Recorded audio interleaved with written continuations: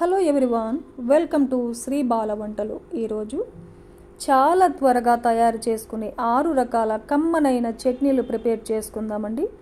ఈ చట్నీలు ఏ టిఫిన్కైనా చాలా బాగుంటాయి. రోజుకొక చట్నీని తయారు చేసుకొని హ్యాపీగా ఎంజాయ్ చేయవచ్చు.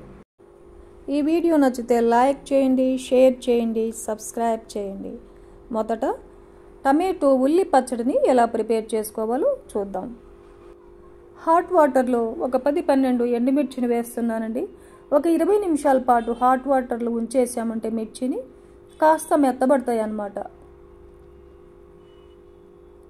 ఈ లోపల మనము ఒక మిక్సీ జార్ పెట్టేసుకొని 1 కప్పు ఉల్లిపాయల్ని ఇలా చిన్న ముక్కలుగా కట్ చేసి వేసేసుకోవాలి.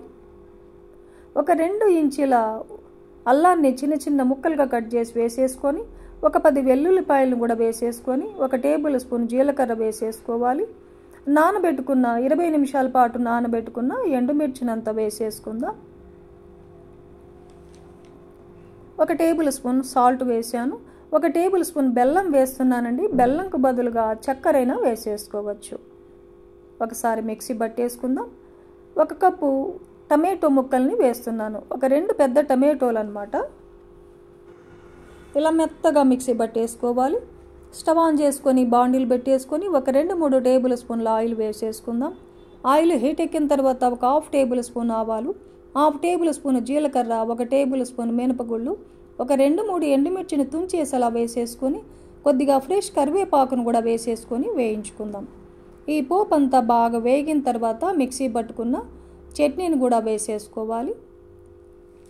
ఈ పచ్చడంతా ఒకసారి బాగా కలిపేసుకుందాం. స్టవ్ని లో ఫ్లేమ్లో పెట్టేసుకొని కలుపుకుందాం. ఇదంతా బాగా కలిపేసి మూత పెట్టేసి ఒక 2 నిమిషాల పాటు లో ఫ్లేమ్లో కుక్ చేసుకోవాలి. 2 నిమిషాల తర్వాత మూత తీసి చూసామంటే చూడండి, ఆయిల్ అంతా పైకి వచ్చి చట్నీ బాగా కుక్ అయిపోయింది. ఇప్పుడు స్టవ్ ఆపేసుకుందాం. ఇప్పుడు మనకు కమ్మని టమాటో ఉల్లి పచ్చడి రెడీ అయిపోయింది. ఒక సర్వింగ్ బౌల్లో తీసుకుందాం. ఈ పచ్చడి వారం 10 రోజుల వరకు ఫ్రిడ్జ్లో స్టోర్ చేసుకున్నామంటే ఏ టిఫిన్కైనా హ్యాపీగా వాడుకోవచ్చు. చాలా బాగుంటుందండి. నెక్స్ట్ పుట్నాల పప్పుతో కమ్మని చట్నీని ఎలా ప్రిపేర్ చేసుకోవాలో చూసేద్దాం. స్టవ్ ఆన్ చేసుకొని బాండిల్ పెట్టేసుకొని 1 టేబుల్ స్పూన్ ఆయిల్ వేసేసుకోవాలి. ఆయిల్ హీట్ ఎక్కిన తర్వాత ఒక 2 టేబుల్ స్పూన్ల వేరుశనగ గుళ్ళను వేసేసుకొని ఒక 2 నిమిషాల పాటు బాగా వేయించుకున్న తర్వాత టేస్ట్కు తగినట్టు ఎండుమిర్చిని వేసేస్తున్నాను. మీరు కావాలంటే పచ్చిమిర్చిని కూడా వేసేసుకోవచ్చండి. ఇవి 2 బాగా వేగిన తర్వాత 1 కప్పు పుట్నాల పప్పును వేసేసుకుందాం. పుట్నాల పప్పు వేసిన తర్వాత కొద్దిసేపు అలా వేయించుకుందాం. ఎక్కువసేపు వేయించవద్దు. ఇప్పుడు కొద్దిగా చింతపండు, ఒక 2 వెల్లుల్లిపాయల్ని వేసేసుకుందాం. పొట్టు తీసేసిన వెల్లుల్లిపాయలు కొద్దిసేపు అలా వేయించేసి స్టవ్ను ఆపేసుకుందాం. ఈ చట్నీ ఏ దోశలకు కానీ ఇడ్లీకి కానీ చాలా బాగుంటుందండి. పూర్తిగా చల్లారిన తర్వాతనే మనం మిక్సీ జార్లోకి తీసుకుంటున్నాం. టేస్ట్కి సరిపడా సాల్ట్ వేసేసుకొని మిక్సీ పట్టేసుకుందాం మెత్తగా. ఇప్పుడు కొద్దిగా వాటర్ వేసేసుకొని ఇంకొకసారి మిక్సీ పట్టేసుకుందాం. ఈ చట్నీని అంతా 1 కప్పులో వేసేసుకుందాం.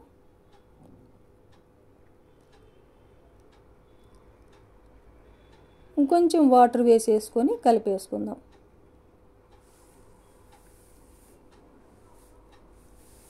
ఇప్పుడు మనకు ఈ చట్నీకి కొంచెం పోపు కూడా పెట్టుకున్నామంటే కమ్మగా ఉంటుంది కదండి. స్టవ్ ఆన్ చేసుకొని ఒక బాండిల్ పెట్టేసుకొని 1 టేబుల్ స్పూన్ ఆయిల్ వేసేసుకుందాం. ఒక 1/2 టేబుల్ స్పూన్ ఆవాలు, 1/2 టేబుల్ స్పూన్ జీలకర్ర, 1 టేబుల్ స్పూన్ మినపగుళ్ళు, కొద్దిగా ఫ్రెష్ కరివేపాకుని, ఒక 2-3 ఎండుమిర్చిని తుంచేసి అలా వేసేసుకొని ఈ పోపునంతా బాగా వేయించేసుకొని చట్నీలో కలిపేసుకున్నామంటే కమ్మని పుట్నాల పప్పుతో కమ్మని చట్నీ మనకు రెడీ అయిపోతుంది. ఈ చట్నీ ఏ టిఫిన్కైనా చాలా బాగుంటుందండి. గ్రీన్ చట్నీని కూడా ప్రిపేర్ చేసుకుందాం. స్టవ్ ఆన్ చేసుకొని బాండిల్ పెట్టేసుకొని 1 టేబుల్ స్పూన్ ఆయిల్ వేసేసుకొని టేస్ట్కి తగినట్టు పచ్చిమిర్చిని వేసేసుకుందాం. చిన్న పీసెస్గా కట్ చేసి పచ్చిమిర్చిని వేసేసుకొని 1 టేబుల్ స్పూన్ జీలకర్రను కూడా వేసేసుకొని స్టవ్ను లో ఫ్లేమ్లో పెట్టేసుకొని వేయించుకోవాలి. శుభ్రంగా కడిగేసిన 1 కప్పు పుదీనా ఆకులను వేసేసుకున్నాం. ఏ కప్పుతో అయితే పుదీనా ఆకులను వేసుకున్నామో అదే కప్పుతో 3 కప్పుల కొత్తిమీరని శుభ్రంగా కడిగేసి చిన్న పీసెస్గా కట్ చేసి అదే కప్పుతో 3 కప్పుల కొత్తిమీర ఆకుల్ని వేసేసుకోవాలి. 1 నిమిషం పాటు స్టవ్ని లో ఫ్లేమ్లో పెట్టేసుకొని 1 నిమిషం పాటు వేయించేసుకుందాం.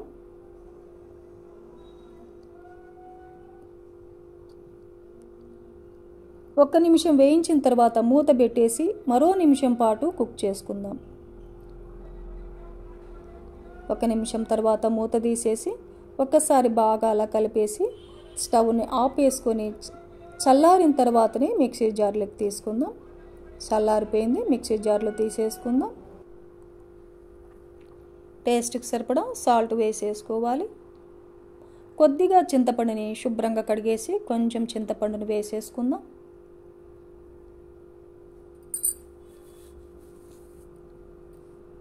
1 ఇంచి అల్లాన్ని కూడా చిన్న చిన్న ముక్కలుగా కట్ చేసి 1 ఇంచి అల్లం ముక్కల్ని వేసేసుకుందాం. 1 5-6 వెల్లుల్లిపాయలను కూడా పొట్టు తీసేసి వేసేసుకోవాలి. 1 టేబుల్ స్పూన్ బెల్లం వేసానండి. బెల్లం బదులుగా చక్కెర కూడా వేసేసుకోవచ్చు.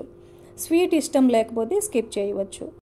మెత్తగా మిక్సీ పట్టేసుకొని ఒక బౌల్లో తీసుకున్నామంటే కమ్మని గ్రీన్ చట్నీ రెడీ అయిపోతుందండి. ఈ చట్నీకి పోపు ఏమీ అవసరం లేదు. ఏ టిఫిన్కైనా ఈ గ్రీన్ చట్నీ చాలా చాలా బాగుంటుంది. నెక్స్ట్ అల్లం చట్నీని ప్రిపేర్ చేసుకుందాం. ఇప్పుడు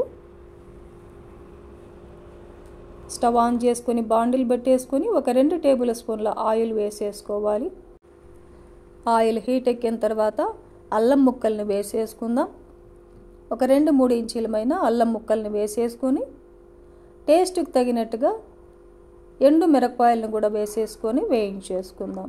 స్టవ్ని లో ఫ్లేమ్లో పెట్టేసుకొని వేయించుకోవాలి.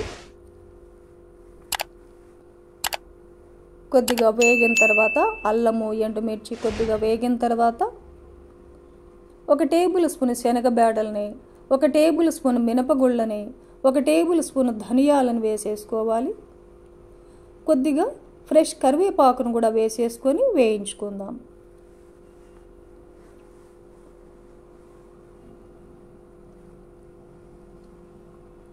ఇవన్నీ బాగా వేగిన తర్వాత 1 కప్పు ఆనియన్ పీసెస్ను కూడా వేసేసుకొని 2-3 వెల్లుల్లిపాయలను కూడా అలా వేసేసుకుందాం.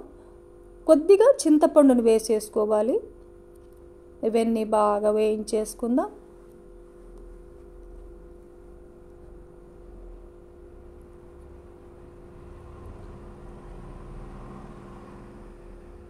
ఇవన్నీ బాగా వేగిన తర్వాత 1/2 కప్పు టమాటో ముక్కల్ని కూడా వేసేసుకొని ఇంకో నిమిషం పాటు వేయించుకుందాం.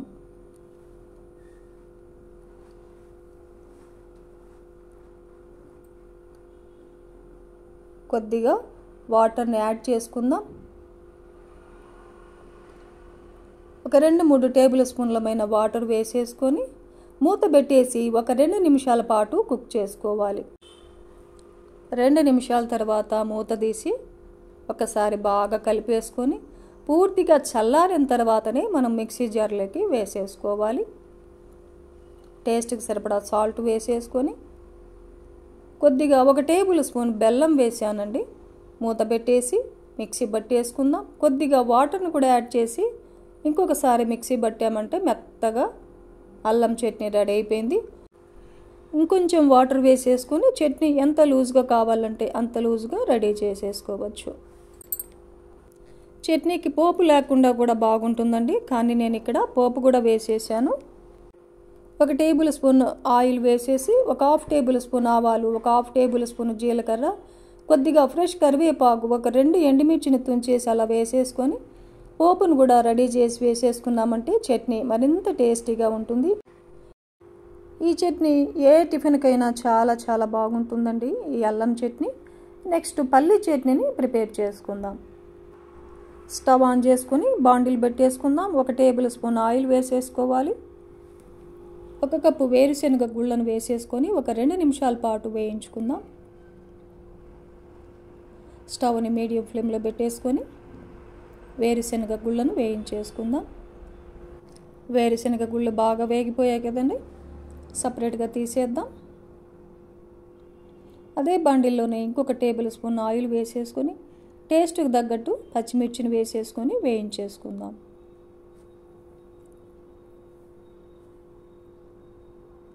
పచ్చిమిర్చి బాగా వేగిన తర్వాత స్టవ్ ఆపేసుకొని చల్లారిన తర్వాత మిక్సీ జార్లో వేసేసుకోవాలి. ఒక 4-5 వెల్లుల్లిపాయలను కూడా వేసేసుకొని కొద్దిగా చింతపండు శుభ్రంగా కడిగేసి కొద్దిగా చింతపండుని వేసుకోవాలి. టేస్ట్కి తగినట్టు సాల్ట్ కూడా వేసేసుకొని మిక్సీ పట్టేసుకుందాం. కొద్దిగా వాటర్ని యాడ్ చేసుకొని మెత్తగా మిక్సీ పట్టేసుకొని ఈ చట్నీని అంతా ఒక బౌల్లో తీసుకొని పోపును కూడా పెట్టేసుకుందాం.